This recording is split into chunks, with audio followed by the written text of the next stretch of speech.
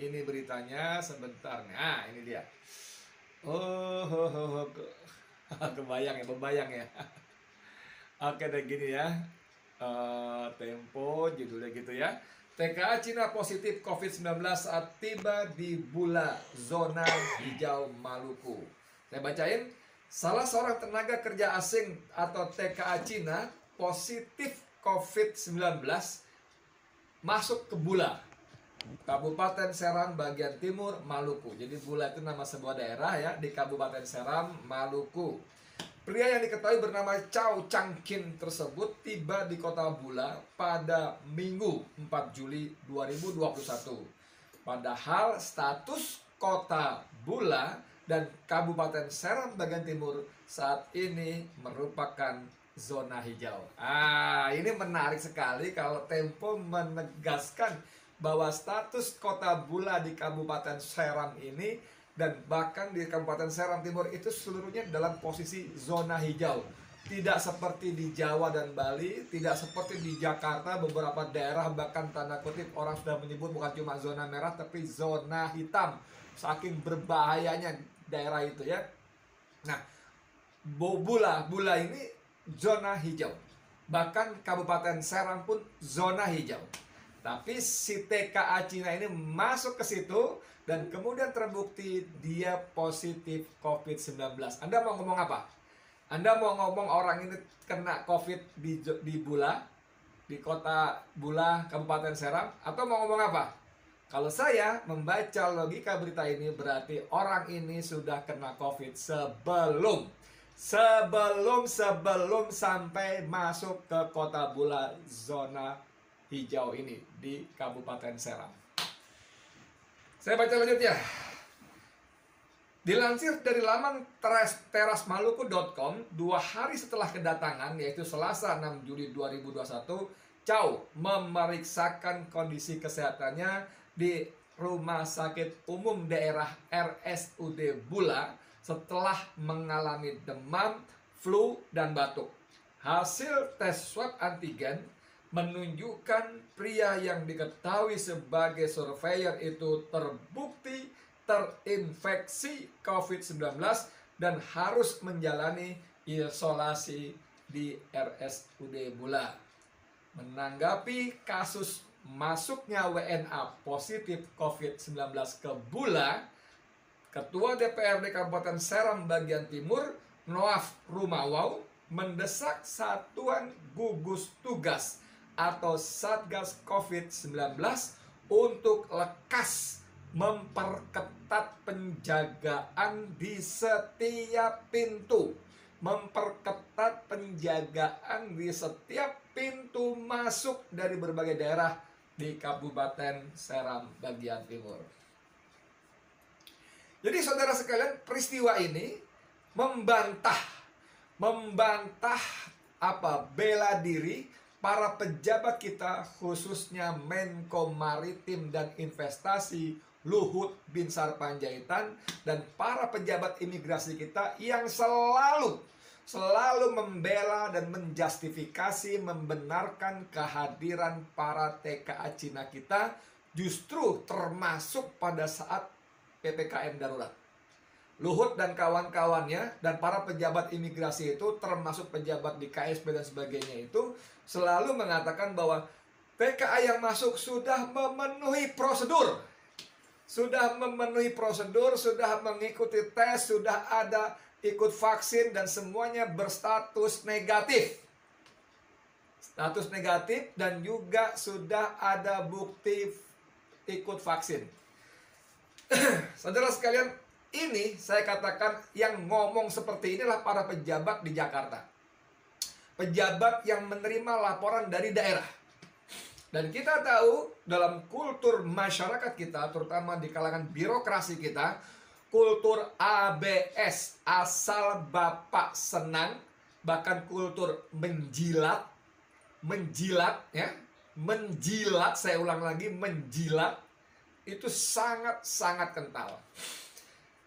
Saya pernah terlibat di birokrasi. Ada di dalam birokrasi walaupun tidak lama, cuma sekitar 11 bulan saja. Tapi dalam 11 bulan itu saya betul-betul memahami. Saya sering bilang kepada teman-teman, gue wartawan. Wartawan itu biasanya punya kuping dan mata dan telinga lebih banyak ketimbang masyarakat awam. Itu sebabnya wartawan banyak tahu cerita-cerita di bawah permukaan, oke? Dan kita pada umumnya setuju. Tapi, begitu saya masuk ke dalam birokrasi, bahkan di lingkaran dekat dengan menteri, saya salah satu stafnya soalnya, saya bergaul dengan para eselon 1, dekat, bergaul dengan eselon 2-nya, bergaul dengan eselon 3-nya, dan para staf semua, bahkan saya alhamdulillah Allah berikan kemudahan bergaul dengan siapa saja, termasuk dengan satpam dan cleaning service. Saya jadi tahu betul bagaimana yang namanya menjilat atasan, memberikan laporan ABS asal Bapak senang. Itu sungguh-sungguh sangat budaya yang mengakar sangat kuat di kalangan birokrat kita. Mohon maaf, saya tanpa menyebutkan, tapi saya kira apa yang saya jelaskan itu benar-benar terjadi. Ada contoh ekstrim, mohon maaf agak sedikit menyimpang. Contoh ekstrim begitu menjilatnya sang pejabat kepada atasannya.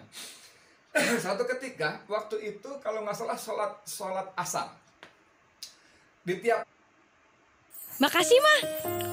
Kamu mau apa? Aku mau Bluetooth speaker, headphone, mouse, powerbank, earphone. Di tiap lantai di kantor kementerian itu ada musola yang tidak terlalu besar, ya paling-paling bisa buat 5-10 jamaah lah. Karena memang musola tiap lantai. Dan di lantai saya itu, saya sholat asar. Jamaah saya 2 orang. 1 security, satpam, 1 lagi pejabat eselon 2. Oke, saya jadi imam. Anda tahu apa yang terjadi? Begitu saya takbir, begitu saya mulai baca iftitah dan mulai baca doa, baca Al-Fatihah, sang pejabat eselon 2 itu telepon di kantongnya berbunyi. Saya dengar handphone di kantongnya berbunyi. Anda tahu apa yang terjadi, saudara? Sedang sholat, sedang jadi jamaah makmum saya. Dia angkat teleponnya. Siapa? Ya Pak. Oke Pak, saya ke situ Pak. Dia batalin sholatnya. Dia datang ke sang pejabat yang eselon 1. Pejabat ini eselon 2. Anda bisa bayangkan nggak, ketika menghadap Tuhannya saja, dia bisa kalahkan Tuhannya untuk mengutamakan pejabat atasannya yang eselon 1 itu.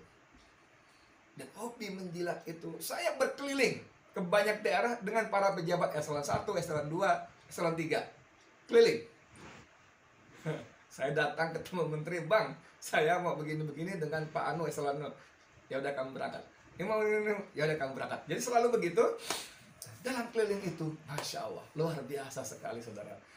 Dan kembali ke soal ini, soal data-data TKA Cina yang disampaikan Luhut, yang dinyatakan Luhut oleh para dan pejabat imigrasi, bahwa para TKA Cina ini sudah memenuhi semua peraturan dan prosedur. Semua peraturan dan prosedur sudah dipenuhi. Peraturan izin ini, izin itu, visa ini, segala macam, termasuk peraturan tentang keharusan memiliki sertifikat vaksin dan memiliki surat keterangan negatif. Dan ini berita di Tempo ini, Anda mau bantah apa saudara? Nggak bisa, ini faktanya. Faktanya begini. Jadi saudara sekalian, itu sebabnya bagaimana kita rakyat mau percaya kepada penguasa kita. Bagaimana rakyat tidak berpikir yang tidak-tidak, yang bukan-bukan. Oh, ini penguasa ini kenapa selalu jadi bumper? Kenapa selalu jadi centeng bagi kepentingan investor Cina?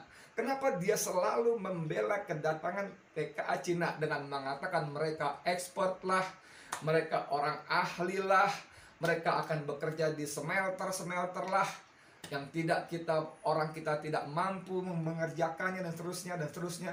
Dan itu datang bergelombang saudara. Dalam sebuah pabrik yang namanya ahli, expert itu berapa orang gitu loh.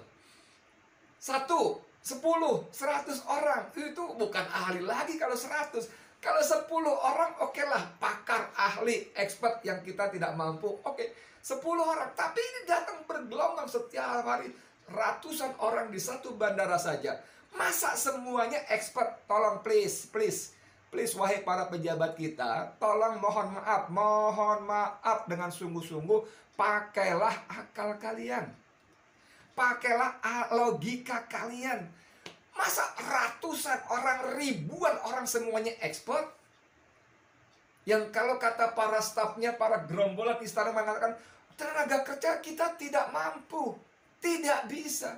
Kalimat-kalimat ini kan melecehkan sumber daya manusia kita. Katakanlah iya, orang-orang ini punya kemampuan spesifik di teknis industri smelter, yang dalam bahasa biasa disebut rocket scientist. Wah, jelimet. Tapi sekali lagi, jumlahnya berapa, Bung? Jumlah mereka berapa yang disebut expert itu? Kalau setiap hari ratusan, satu bandara saja bisa ratusan ribuan orang setiap hari, hari libur, dan selalu seperti katakan oleh anggota dewan dalam rapat kerja dengan Menteri Kehakiman waktu itu, ya belum lama ini, bahwa dia terlambat datang ke bandara atau apa, terlambat terbang, sehingga pesawat berikutnya jam 2 dini hari, dan dia lihat begitu banyaknya manusia penumpang datang, dan hanya sekitar 30 orang maksimal orang lokal, dan semuanya adalah orang-orang Cina dari RRC yang tidak bisa bahasa Indonesia, tidak bisa bahasa Inggris. Jam 2 dini hari, dia tanya kepada orang yang di bandara, ini sejak kapan? Orang bandara mengatakan, ini hampir tiap malam, Pak. Hampir tiap malam. Setiap malam sudah begitu lama. Apa Luhut dan saya menyebutnya gerombolannya gitu ya, para penjilatnya itu mengatakan para penjilat mengatakan bahwa mereka expert. Ini menunjukkan, ini fakta. Saya sorry banget, dalam banyak hal saya angkat topi dengan Tempo. Tempo menurunkan berita dengan sangat, dalam banyak hal ya, mungkin tidak semua, menurunkan berita dengan apa yang disebut dalam apa namanya, dalam kode etik jurnalistik. Tadi barusan kita habis webinar ya tentang kemerdekaan pers di alam demokrasi. Dalam kode etik jurnalistik itu ada pasal poin nomor 3, bahwa wartawan berkewajiban untuk menguji informasi. Menguji informasi setiap yang terima. Dan beberapa media yang kredibel akan menguji informasi, bahkan akan memverifikasi kebenaran berita, bahkan narasumbernya diverifikasi. Saya sedikit bicara soal dunia wartawan, mohon maaf ya sedikit lah. Dalam dunia wartawan, berita itu ditulis berdasarkan narasumber antara lain, dan narasumber itu boleh dikutip kalau punya otoritas. Dan otoritas itu dalam dunia kita, dunia wartawan itu bisa disebabkan karena keilmuannya, ya, maka dia punya otoritas bicara tentang itu. Let's say misalnya sebut Refli Harun. Nah, Refli Harun teman saya itu adalah seorang pakar hukum tata negara. Maka Refli punya otoritas untuk dikutip oleh wartawan tentang hukum tata negara. Oke? Rizal Ramli misalnya. Rizal Ramli itu punya otoritas di bidang ekonomi karena dia paham betul pendidikannya, dan macam paham betul. Dia punya otoritas. Jadi karena keilmuannya. Orang punya otoritas juga karena pengalamannya. Dia mengalami, dia pelakunya. Nah, untuk media sekelas Tempo, sekali lagi dengan segala hormatnya, saya dalam banyak hal salut. Media ini termasuk ketat dalam memverifikasi sumber berita, termasuk berita yang diperoleh di lapangan. Dia cek betul-betul. Dan ini cerita bagaimana TKA Cina positif COVID-19 saat tiba di Bula, zona hijau di Maluku. Ini saya yakin bukan berita hoax. Itu yang mau poin saya sampaikan. Jadi wahai saudara sekalian para pejabat, please berhenti kalian selalu menjadi backing, menjadi centeng TKA Cina. Dengan berbagai dalih mengatakan memenuhi prosedur lah, memenuhi peraturan lah.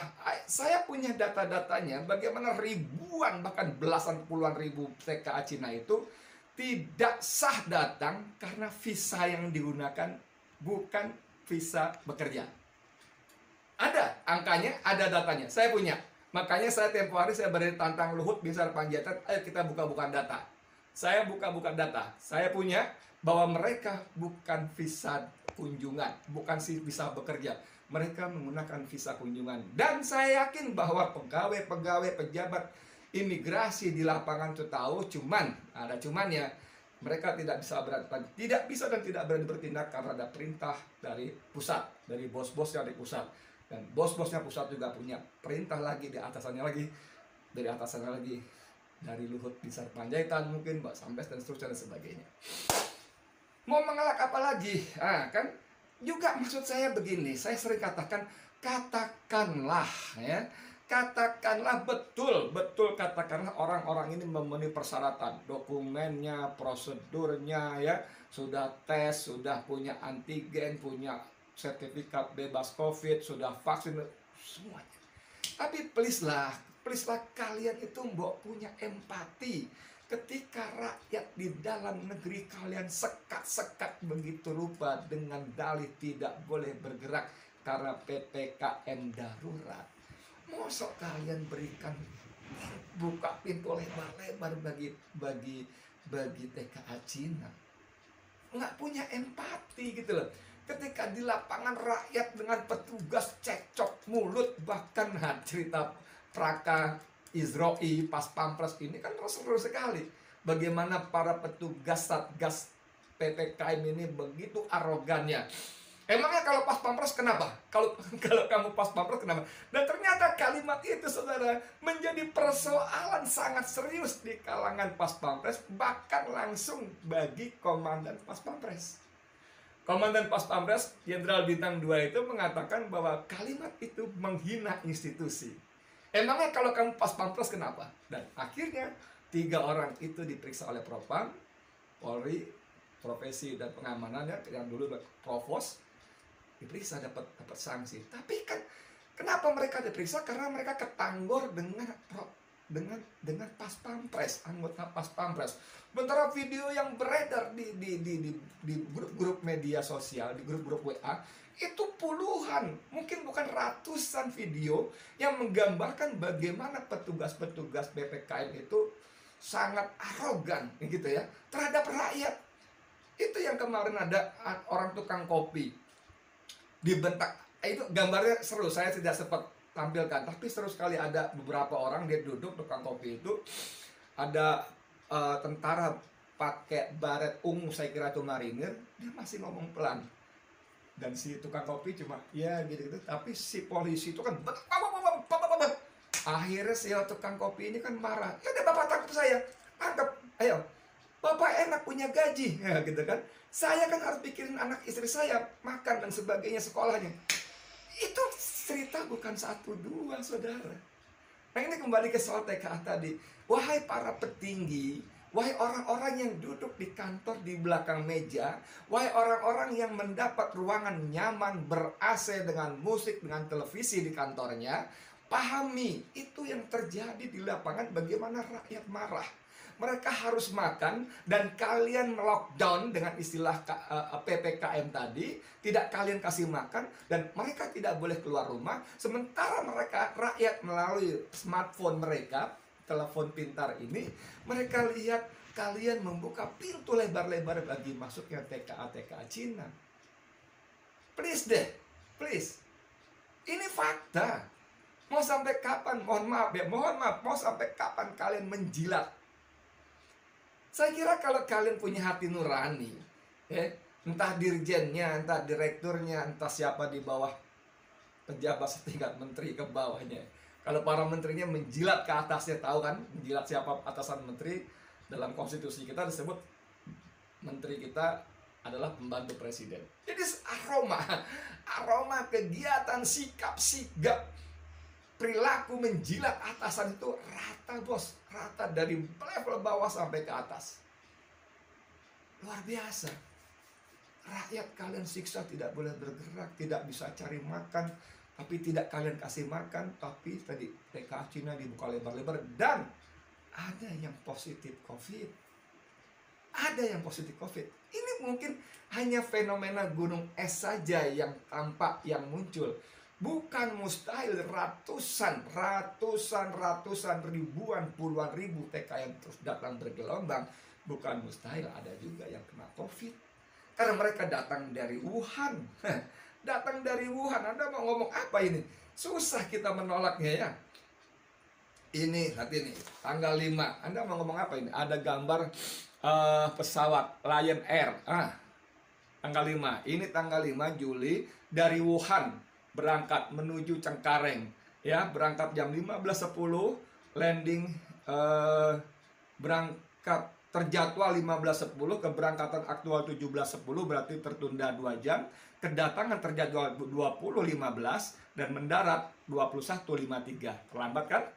21.53. Maskapai Lion Air, perlengkapan B739. Lalu pesawatnya jenisnya Boeing 7379G IR. Durasi penerbangan 5 jam 43 detik 43 menit. Kode panggil LN2618. Ini ada, bos. Ada, ini datanya ada. Dari Wuhan. Wuhan, saudara. WUHAN. Wuhan, tempat asal awal virus COVID.